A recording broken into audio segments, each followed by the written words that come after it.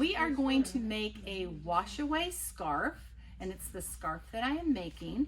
I used to teach this technique to kids classes, but I found a skein of yarn that I really liked and I wanted to make a scarf out of it. So this is what we're gonna do.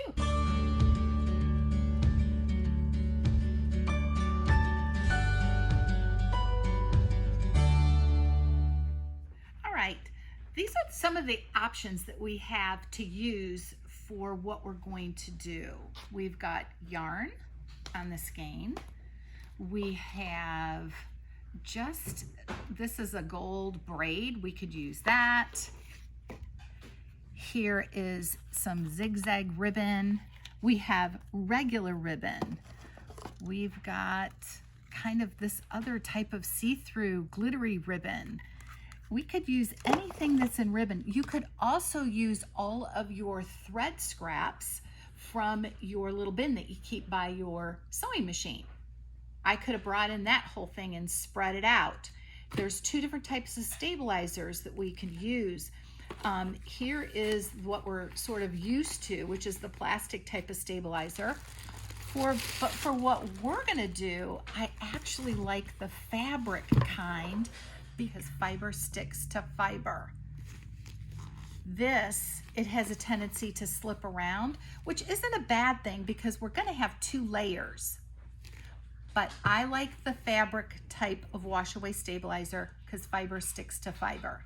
I decided to use this skein of yarn that I picked up probably years ago. I have no idea how long I've had this. It's been a while. And now I'm gonna decide how long do I want my scarf. Well, all I did was loop this around and I figure I want at least this much fringe on it. So that's how long I'm gonna cut my water soluble stabilizer. And then how wide I want it, I'm gonna figure probably about 6-7 inches.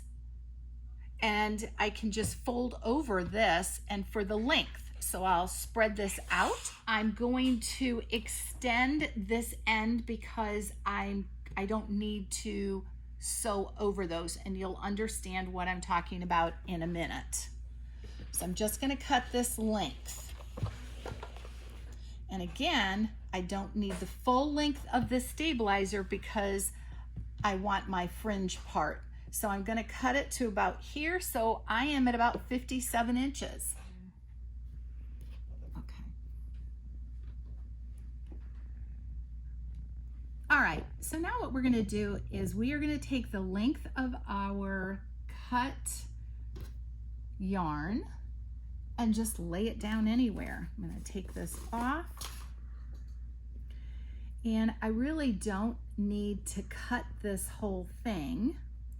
I can just lay it out and string it along however I want. So we're gonna have a little length there, and I can just, because I know that this is going to be my fringe down at the bottom, I can cut those lengths later. And if I feel I'm getting too much, because this is a muted blend, if I feel I'm getting too much of this in there, well, guess what? When I go to get to the other color, I can either cut this, but I can move it.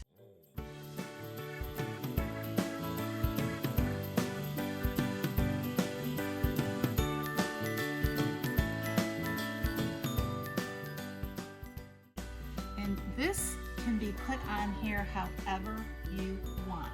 This doesn't need to be all lined up. I'm just gonna go back and forth. You could even lay pieces across if you want. We could take this whole thing and just literally spread this out. So it's very loose and kind of funky looking. This is the fun part. Some of you may have done this with your grandkids earlier when they're younger, because then once I get everything the way I want it, I'm gonna lay this next piece over the top. Okay, and I've come outside to spray base this because I don't want anything near the machine. And this will be, so I'm gonna spray base this whole piece and then I will lay it on top of the yarn that I have on the base piece, so I can then take it to the sewing machine. Adding what we just spray basted to the top of all of the yarn, and you can see there it's straight pieces, it's just jumbled up yarn, it's whatever you want it to be. And now I'm gonna carry this over to the machine. Okay, so now we are at the machine, and what I'm gonna do is engage my presser foot lifter up and down, and you could use whatever color thread that you would like, and we are literally just gonna sew across all of this yarn.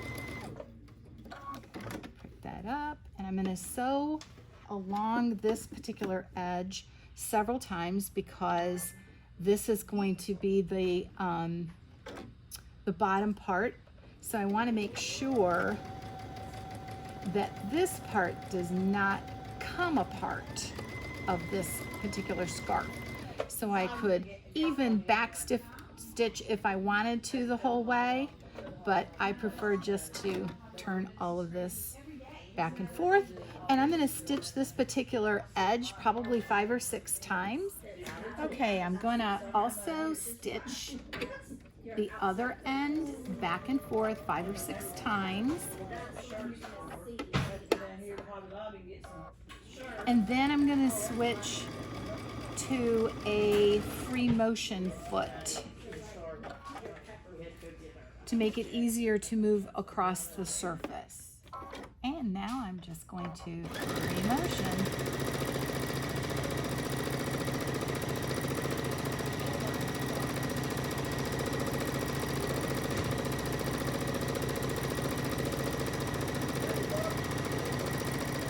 And you can do whatever you want during this whole thing, because once we wash all of this away, these strings are going to hold all of this yarn or ribbon, threads, whatever you have chosen to use in your scarf.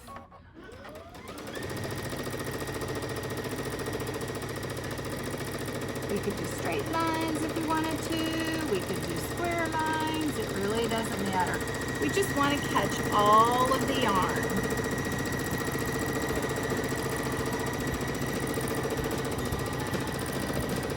And I'm just going to continue doing this until the entire scarf is completed.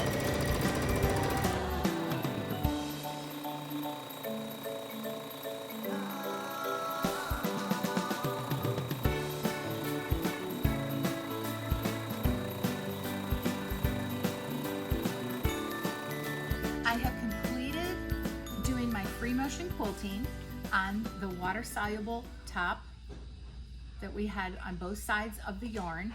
But I want to also let you know, when I used to teach this method for kids camp, we would just take scraps of our fabric, so you can keep those, as well as I said the other day, all your threads that you keep in your little thread basket, that once you clip all of your squares up and have those extra threads and clip all those, and you can add them to this. So it is just all through here.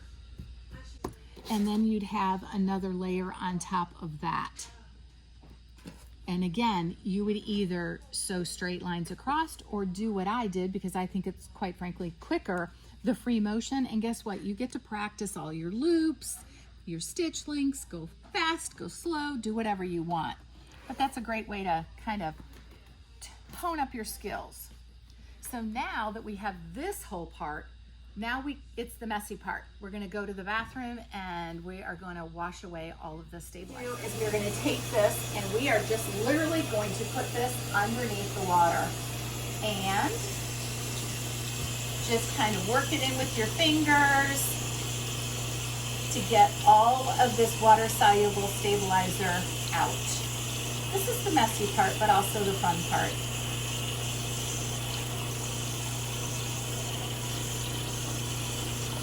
Okay, so what I'm going to do is just show you at this point what is happening. So now you will see where I went up and down in the lines, but also when I was doing the free motion kind of going crazy, you really can't see that in the scarf. But if you have any open areas, you'll be able to see all of those threads when I was going back and forth and looping. And so that I will continue to rinse this out, and once this is done, we'll show you what it looks like.